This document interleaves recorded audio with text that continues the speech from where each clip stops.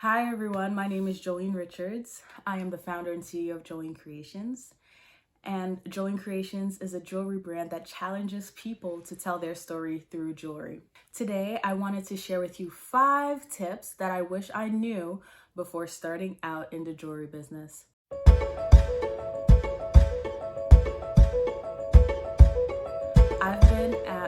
I combined my hobby period with the business period all in one. So in a total, I've been creating jewelry and selling jewelry for about 5 years now. So in the 5th year, I'm just like, oh man, I wish I knew some things before starting out. And I just wanted to share that knowledge with you. If you're thinking about transitioning your hobby to a business, or if you've been in the business for a while and you're not getting as much traction as you hoped, I hope these tips will help you boost your business to the next level. Okay, so let's get right into the tips. So just the general, these 5 tips will just help you rethink your business, rethink what's working, what's not working, and hopefully lead you to get more sales in the sense that you'll know exactly what to do and focus your energy on the important things to help you produce sales. Okay, so let's jump right into my tips, which I wrote down on a sticky note. The first thing is know your story. It's so simple, but when I started out, I didn't have a story. I was listening to everyone. Oh, you should make this, you should do this, you should, and it's all good advice. It's from people who cared a lot about me. But because I didn't know what my story was personally for my business, I spent a lot of time being frustrated, creating things. It's not working the way I would like it to be. Or I'm trying to create pieces that will make people happy and then they don't show any interest, and then that's frustrating. So what I say is bring it back to you, bring it back to your core. Why are you doing this? Who's your target audience? And once you know your story, you can figure things out like that. Like, who is your target audience? Who are you actually trying to sell to? Because a lot of the times, whether we like it or not, our family and friends might not be our target audience. They would love to support us, but let's be honest. Will my mom buy this necklace? Probably not. So it's really being true to who you are and then finding the people that you can best serve, or doing it in the reverse. Who are the people that you would like to serve, and making sure you're in communication with that group, making sure that you know your story that you're trying to tell. And once you have your story down packed, trust me, like, it's so much easier because you know exactly who you're talking to, you know exactly what you're saying. So I really encourage you, in the beginning, take time to cultivate your story, take time to figure it out, because like once you start getting deeper and deeper into the business, it's harder to go back and then fix it, because then you've created your website, you've created this, and now you realize it's not authentic to you and it doesn't feel right. And then now you have to like restructure. So to save you a lot of time in the future, I would say just start working on your story first. Next tip is know your materials. When I first started out, I was just grabbing materials from here, there, just putting things together, which was fun and it was cool, and it gave me a lot of time to experiment and try what I like.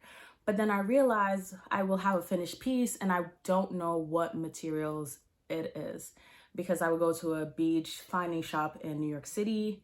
I'll buy a bunch of things. I wouldn't take notes of, okay, this is what type of bead it is, what type of metal it is. And these are important things to know as a jewelry designer, because you don't want to sell someone a piece that they might be allergic to. There's a lot of, allergies when it comes to metals. So making sure you know exactly what your materials are, that you're very clear in your description as to what it is you're selling. Because you just never know. You want to avoid as much headaches as possible.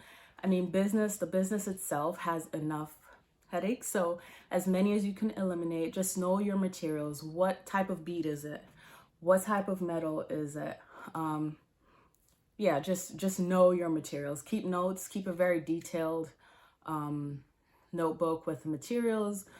Or even beyond knowing your materials, if you make one-off pieces, then you could skip this. But if you're planning to make multiple pieces of the same style, just writing down how many beads it take, like just the simple things you don't really you might miss is just writing it down, taking detailed notes of like, what does it take to make this piece? Like if I wanted to remake this earring, can someone else do it? Because let's say you become very successful and now you have tons of orders and you need help.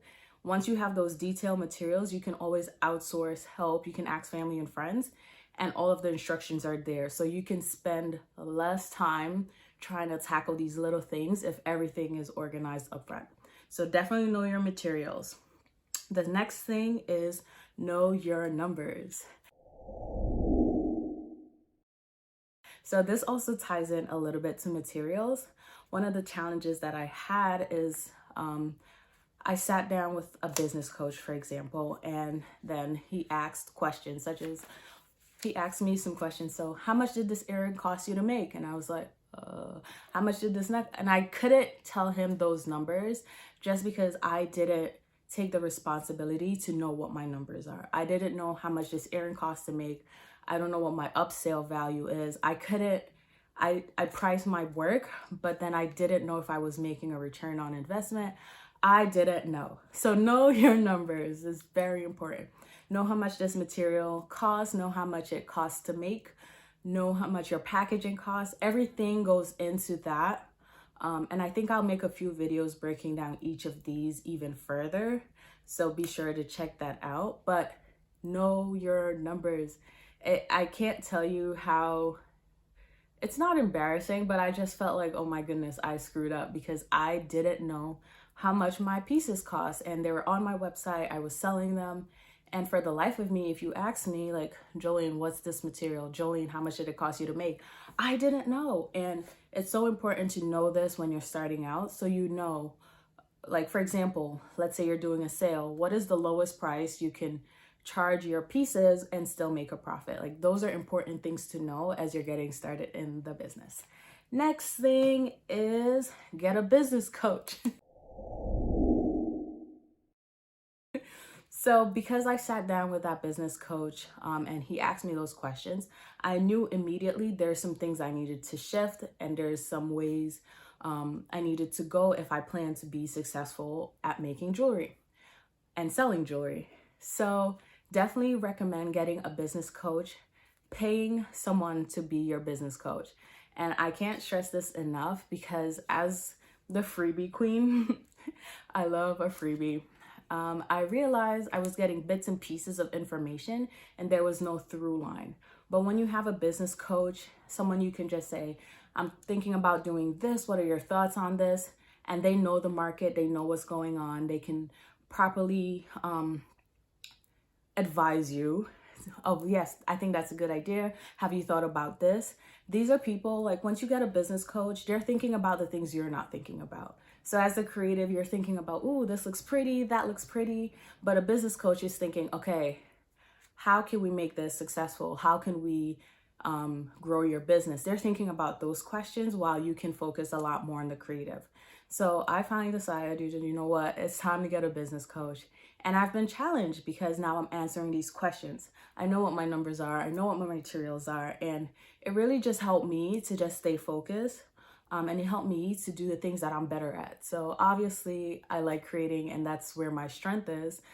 But having a business coach has helped me think about the business side and really manage that into a way that creates a good foundation and a good system to take my business to the next level. Number 5, and this is the last tip I wanted to share with you, is pick your platform. So there's a tons of social media options. And honestly, you need to think about what really works for you. If you don't like Instagram, I don't know why you would be on Instagram. For me, I was on Twitter, Facebook, and Instagram. And those were, the big three, right? For example. And I noticed that Facebook doesn't get a lot of traction because, Facebook's primary goal once you make that switch from personal profile to business profile is to make money, to push you to sell ads. So that's just something to think about. Think about the type of content you want to create. What platform does it speak to the best? Is your target audience on that platform? These are just things to think about. And once you know your story, you know your numbers, and you know all of these things, you could make a better decision as to this is the platform that will work for me. If you love creating videos and you love having fun, maybe TikTok. If you enjoy Instagram, you like the visual, you're all about the visual, maybe Facebook. If you like saying things short and sweet, Pinterest, Twitter. If you're good at Pinterest, like there's so many platforms beyond the big three that you always hear about to consider. Find what works for you, experiment, give yourself a time limit. Say 3 months, I'm going to focus this time on this platform, see how it works for me, if I like it. Date the platforms, if as weird as that is. Just date the platform, see what works for you. And one of the most important things once you pick your platform is making sure that there is a way to get those people on that social media platform. Let's say Instagram, for example, to an email list, to your email list, because you want to be able to speak to them directly and not be dependent on the algorithm to be in your favor. So as soon as someone enters your page or likes your page, it's a lot of work. Maybe send them a DM like, I'm so happy you're here. I would love if you could join my email list. Really being hands-on about that, because we're in cancel culture. We're in one false move and your Instagram can be canceled, your social media can be canceled, and that's out of your control. So the thing you can control is your platform, so your email list. So pulling people out off of social onto your email list and, communicating with them that way, I think is just the most beneficial and safest route to go as you're growing your business, and using social media as a way to cultivate new people and then talking to them directly through email. And those are my 5 tips. I will definitely make a video going in depth into each, but thank you for checking this out, taking the time to learn more about, or just taking the time to challenge yourself to think a little bit more as you create your business. You're in the midst of creating your business. Thank you so much. If you're curious about my work, which is Jolene Creations, definitely check out my website. The link is in the bio. The link is in the description. If you have any questions, feel free to reach out.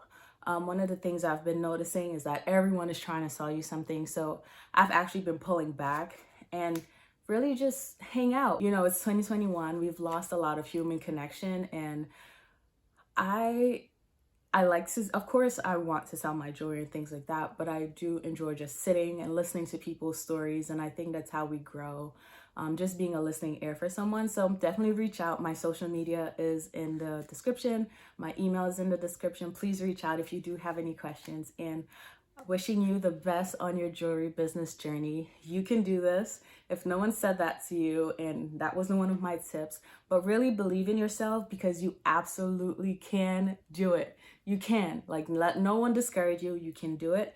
And I can't wait to see your business grow. Bye.